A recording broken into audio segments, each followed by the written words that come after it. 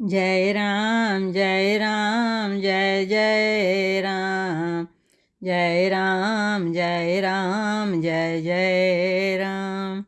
श्री तुलसीदास जी कहते हैं कि लक्ष्मण जी श्री राम जी से कह रहे हैं, सब राजा रूपी तारे उजाला करते हैं पर वे धनुष रूपी महान अंधकार को हटा नहीं सकते। रात्रि का अंत होने से जैसे कमल, चकवे, भौरे और अनेक प्रकार के पक्षी हर्षित हो रहे हैं, वैसे ही हे प्रभु आपके सब भक्त धनुष टूटने पर सुखी होंगे। सूर्य उदय हुए बिना ही परिश्रम अंधकार नष्ट हो गया, तारे छिप गए, संसार में तेज का प्रकाश हो गया।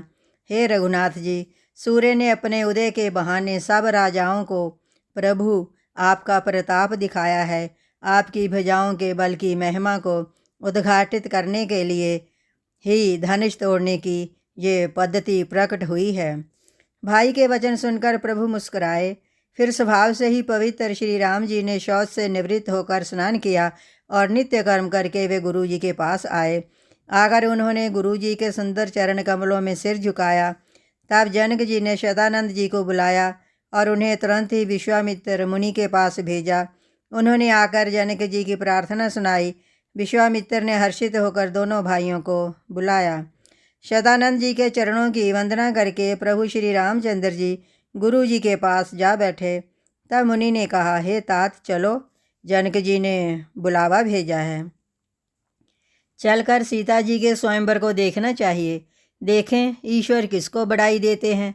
लक्ष्मण जी ने कहा, हे नाथ, जिस पर आपकी कृपा होगी वही बढ़ाई का पात्र बनेगा, अर्थात धनुष तोड़ने का श्रेय उसी को प्राप्त होगा। इस श्रेष्ठ वाणी को सुनकर सब मुनि प्रसन्न हुए। सभी ने सुख मानकर आशीर्वाद दिया। फिर मुनियों के समूह सहित कृपालु श्री रामचंद्र जी धनुष यज्ञशाला देखने चले। दोनों भाई रंगभूमि में आए हैं, ऐसी खबर जब सब नगर निवासियों ने पाई, तब बालक, जवान, बूढ़े, स्त्री, पुरुष सभी घर और कामकाज को भुलाकर चल दिए। जब जनक जी ने देखा कि बड़ी भीड़ हो गई है, तब उन्होंने सब विश्वास पात्र सेवकों को बुला लिया और कहा, तुम लोग तुरंत सब लोगों के पास जाओ और सब किसी को यथा योग्य आसन दो। उन सेवकों ने कोमल और नम्र वचन कहकर उत्तम और मध्यम, नीच और लघु सभी श्रेणी के स्त्री पुरुषों को अपने अपने योग्य स्थान पर बैठाया। उसी समय राजकुमार राम और लक्ष्मण वहां आए। वे ऐसे सुंदर हैं मानो साक्षात मनोहरता ही उनके शरीरों पर छा रही हो। सुंदर सांवला और गोरा शरीर उनका है। वे गुणों के समुद्र, चतुर और उत्तम वीर हैं। वे राजाओं के समाज में ऐसे सुशोभित हो रहे हैं जैसे तारागणों के बीच दो पूर्ण चंद्रमा हों। जिनकी जैसी भावना थी प्रभु की मूर्ति उन्होंने वैसी ही देखी। महान रणधीर श्री रामचंद्र जी के रूप को ऐसा देख रहे हैं मानो स्वयं वीर रस शरीर धारण किए हुए हो। कुटिल राजा प्रभु को देखकर डर गए, मानो बड़ी भयानक मूर्ति हो। छल से जो राक्षस वहाँ राजाओं के वेश में बैठे थे, उन्होंने प्रभु को प्रत्यक्ष काल के समान देखा। नगर निवासियों ने दोनों भाइयों को मनुष्यों के भूषण रूप और नेत्रों को सुख देने वाला देखा। स्त्रियां हृदय से हर्षित होकर अपनी अपनी रुचि के अनुसार उन्हें देख रही हैं, मानो श्रृंगार राशि परम अनुपम मूर्ति धारण किए सुशोभित हो रहा हो। विद्वानों को प्रभु विराट रूप में दिखाई दिए, जिसके बहुत से मुंह, हाथ, पैर, नेत्र और सिर हैं।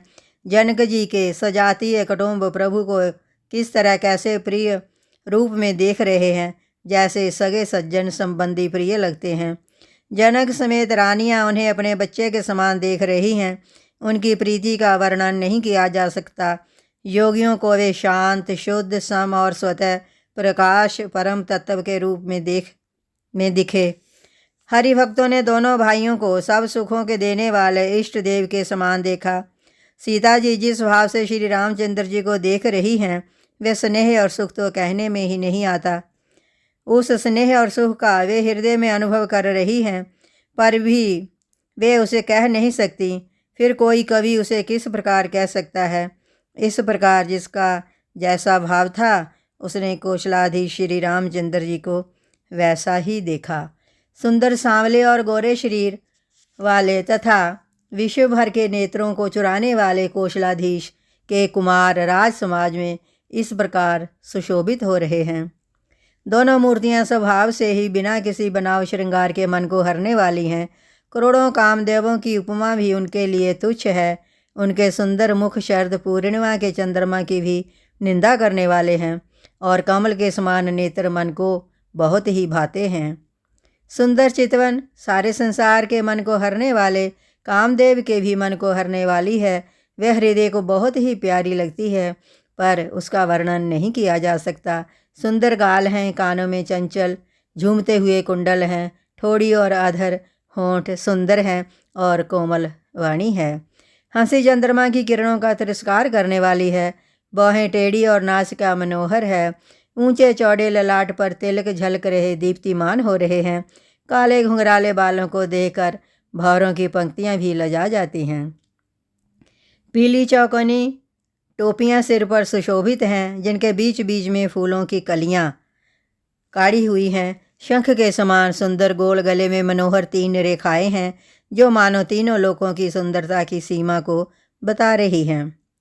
हृदयों पर गजमुक्ताओं के सुंदर कंठे और तुलसी की मालाएं सुशोभित हैं।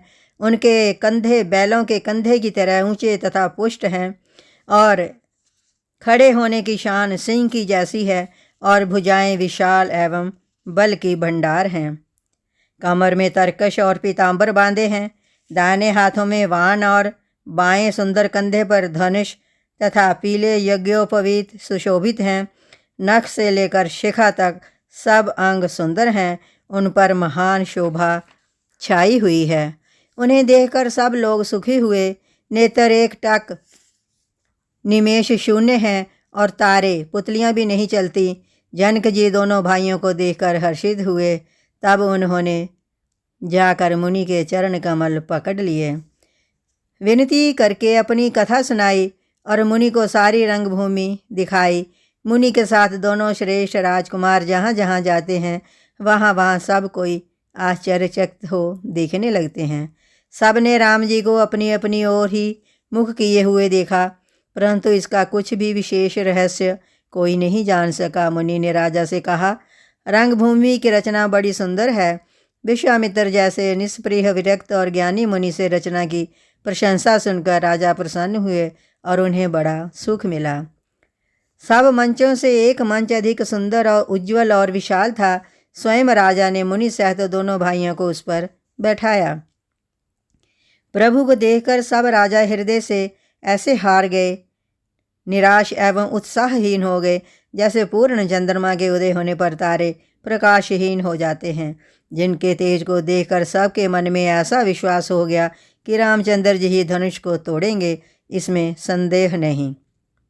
इधर उनके रूप को देखकर सबके मन में यह निश्चय हो गया कि शिवजी के विशाल धनुष को बिना तोड़े भी सीता जी श्री रामचंद्र जी के गले में जयमाला डाल देंगी, अर्थात दोनों तरह से ही हमारी हार होगी, विजय रामचंद्र जी के हाथ रहेगी। ये सोचकर वे कहने लगे, हे भाई, ऐसा विचार कर यश प्रताप बल और तेज गंवाकर अपने अपने घर चलो।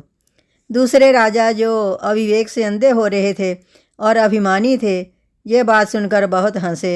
धनुष तोड़ने पर भी विवाह होना कठिन है, अर्थात सहज ही में हम जानकी को हाथ से जाने नहीं देंगे। फिर बिना तोड़े तो राजकुमारी को ब्याह ही कौन सकता है। काल ही क्यों ना, एक बार तो सीता के लिए उसे हम युद्ध में जीत लेंगे। यह घमंड की बात सुनकर दूसरे राजा जो धर्मात्मा और हरिभक्त और सियाने थे मुस्कुराने लगे। उन्होंने कहा, राजाओं के गर्व दूर करके जो धनुष किसी से नहीं टूट सकेगा उसे तोड़कर श्री रामचंद्र जी सीता जी को ब्याहेंगे। रही युद्ध की बात, तो महाराज दशरथ के रण में बांके पुत्रों को युद्ध में तो जीत ही कौन सकता है।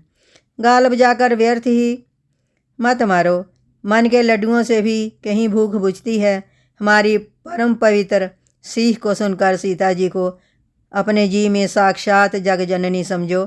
उन्हें पत्नी रूप में पाने की आशा एवं लालसा छोड़ दो और श्री रघुनाथ जी को जगत का पिता परमेश्वर विचार कर नेत्र भर कर उनकी छवि देख लो।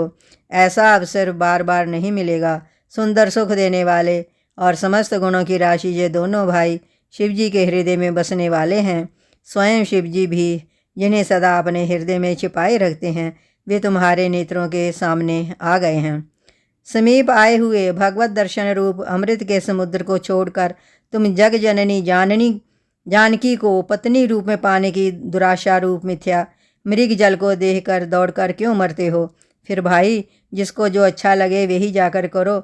हमने तो श्री रामचंद्र जी के दर्शन करके आज जन्म लेने का फल पा लिया, जीवन और जन्म को सफल कर लिया। ऐसा कहकर अच्छे राजा प्रेम मगन होकर श्री राम जी का अनुपम रूप देखने लगे। मनुष्यों की तो बात ही क्या, देवता लोग भी आकाश से विमानों पर चढ़े हुए दर्शन कर रहे हैं और सुंदर गान करते हुए फूल बरसा रहे हैं। तब स्वसुर जानकर जनक जी ने सीता जी को बुला भेजा। सब चतुर और सुंदर सखियाँ आदरपूर्वक उन्हें लिवा चलीं। रूप और गुणों की खान जग जननी जानकी जी की शोभा का वर्णन नहीं हो सकता। उनके लिए मुझे सब उपमाएं तुच्छ लगती हैं, क्योंकि वे लौकिक स्त्रियों के अंगों से अनुराग रखने वाली हैं, अर्थात वे जगत की स्त्रियों के अंगों को दी जाती हैं। काव्य की उपमाएं सब त्रिगुणात्मक माइक जगत से ली गई हैं। उन्हें भगवान की स्वरूपा शक्ति श्री जानकी जी के अपराकृत चिन्मय अंगों के लिए प्रयुक्त करना, उनका अपमान करना और अपने को उपहासास्पद बनाना है। सीता जी के वर्णन में उन्हीं उपमाओं को देकर कौन कुकवि कहलाए और अपयश का भागी बने, अर्थात सीता जी के लिए उन उपमाओं का प्रयोग करना सुकवि के पद से च्युत होना और अपकीर्ति मोल लेना है। कोई भी सुकवि ऐसी नादानी एवं अनुचित कार्य नहीं करेगा। यदि किसी स्त्री के साथ माता जी की तुलना, सीता जी की तुलना की जाए तो जगत में ऐसी सुंदर युवती है ही कहाँ जिसकी उपमा उन्हें दी जाए। पृथ्वी की स्त्रियों की तो बात ही क्या, देवताओं की स्त्रियों को भी यदि देखा जाए तो हमारी अपेक्षा कहीं अधिक दिव्य और सुंदर हैं। तो उनमें सरस्वती तो बहुत बोलने वाली हैं। पार्वती अर्धांगिनी है, अर्थात अर्धनारी नटेश्वर के रूप में उनका आधा ही अंग स्त्री का है, शेष आधा अंग पुरुष का शिवजी का है। कामदेव की स्त्री रतिपति को बिना शरीर का जानकर बहुत दुखी रहती हैं और जिनके विष और मध्य जैसे प्रिय भाई हैं, उन लक्ष्मी के समान तो जानकी जी को कहा ही कैसे जाए। जिस लक्ष्मी जी की बात ऊपर कही गई है वे निकली थी खारे समुद्र से, जिसको मथने के लिए भगवान ने अति कर्कश पीठ वाले कच्छप का रूप धारण किया। रस्सी बनाई गई महान विषधर वासुकी नाग की मथानी का कार्य किया अतिशय कठोर मंदराचल पर्वत ने, और उसे मथा सारे देवताओं और दैत्यों ने मिलकर। जिस लक्ष्मी को अतिशय शोभा की खान और अनुपम सुंदरी कहते हैं, उनको प्रकट करने में हेतु बने ये सब असुंदर एवं स्वाभाविक ही कठोर उपकरण, ऐसे उपकरणों से प्रकट हुई लक्ष्मी श्री जानकी जी की समता को कैसे पा सकती हैं? हाँ, इसके विपरीत यदि छवि रूपी अमृत का समुद्र हो, परम रूपमय कच्छप हो, शोभा रूप रस्सी हो, श्रृंगार रस पर्वत हो, तो उस छवि के समुद्र को स्वयं कामदेव अपने ही कारकमल से मथे। इस प्रकार का संयोग होने से जब सुंदरता और सुख की मूल लक्ष्मी उत्पन्न हो तो भी कभी लोग उसे बहुत संकोच के साथ सीता जी के समान कहेंगे। सियानी सखियाँ सीता जी को साथ लेकर मनोहर वाणी से गीत गाती हुई चलीं। सीता जी ने नवल शरीर पर सुंदर साड़ी सुशोभित है। जग जननी की महान छवि अतुलनीय है। सब आभूषण अपनी अपनी जगह पर शोभित हैं, जिन्हें सखियों ने अंग अंग में भली भांति सजाकर पहनाया है। जब सीता जी ने रंगभूमि में पैर रखा तब उनका दिव्य रूप देखकर स्त्री पुरुष सभी मोहित हो गए। जय राम जय राम जय जय राम, जय राम जय राम जय जय राम।